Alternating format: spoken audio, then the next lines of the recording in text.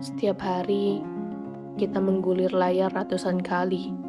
Video berdurasi 3 detik, hiburan instan, dan notifikasi tanpa akhir membuat dunia bergerak terlalu cepat. Tapi di tengah arus itu, ada satu pertanyaan penting.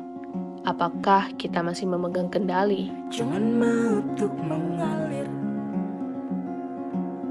sebab nanti kau akan terbawa arus.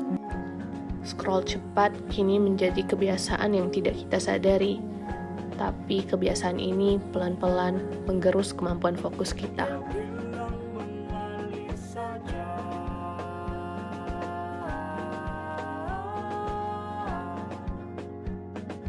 Setiap guliran memberi dopamin instan. Rasa senang yang cepat membuat otak kecanduan. Namun, dopamin itu tidak bertahan lama. Otak terus mencari imbalan berikutnya, dan seterusnya akan begitu.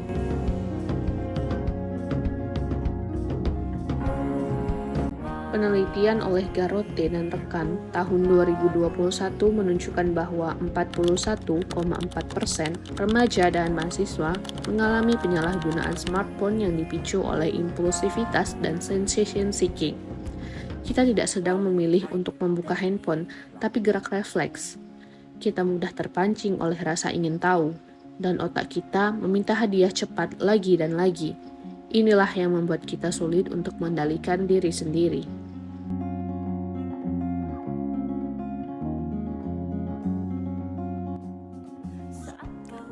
Hingga akhirnya, hampir semua aktivitas kita ditemani distraksi digital. Dan tanpa sadar, fokus yang dulu kuat kini mulai terkikis.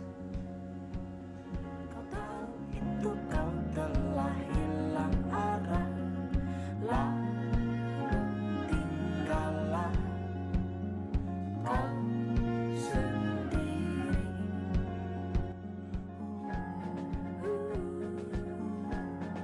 Rentang perhatian kita menyempit, bukan karena kita tak mampu, tapi karena otak terbiasa dengan rangsangan cepat.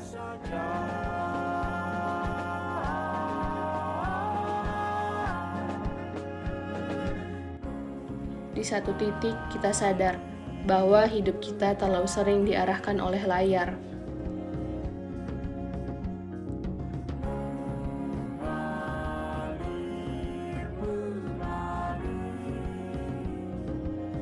Untuk menghadapi banjir distraksi, kita bisa kembali ke ajaran lama, Stoikisme. Stoikisme mengajarkan self-mastery, mengendalikan respons, bukan dunia luar. Penelitian Robertson tahun 2019 menunjukkan bahwa latihan stoik memperkuat kontrol perhatian dan emosi. Prakas tahun 2021 menemukan bahwa mindfulness memiliki efek serupa, melatih otak untuk sadar sebelum bertindak.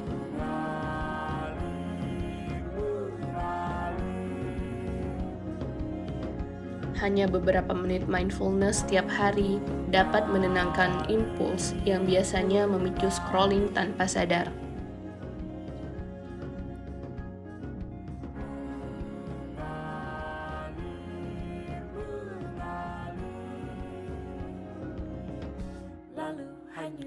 Lalu ada digital minimalism, cara hidup yang memprioritaskan teknologi secara sadar dan bermakna. Newport tahun 2019 menekankan, take back control of your attention. Sementara Ambarsari dan rekan tahun 2022 menemukan bahwa digital detox meningkatkan keseimbangan psikologis dan kesehatan mental Gen Z.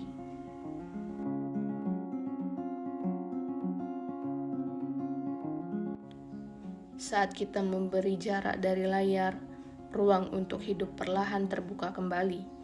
Kita kembali merasakan fokus, kreativitas, dan koneksi nyata. Sebab nanti kau akan terbawa arus. Jangan mau untuk berjalan,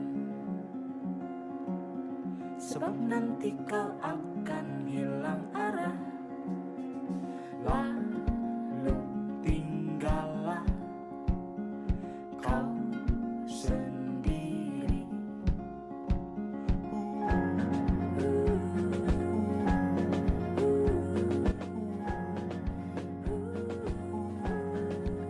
scroll cepat terasa kecil, tapi memengaruhi bagaimana kita berpikir, merasa, dan bertindak.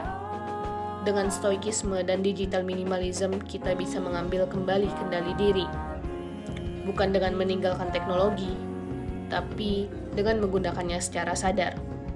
Kendali diri bukanlah bawaan lahir, kendali diri adalah latihan. Dan latihan itu dimulai dari satu keputusan sederhana: berhenti sejenak dan memilih apa yang layak mendapat perhatianmu.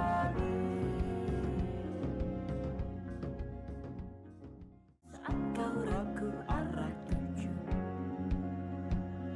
disitulah kau mulai terbawa arus, dan langkahmu kian tergerak.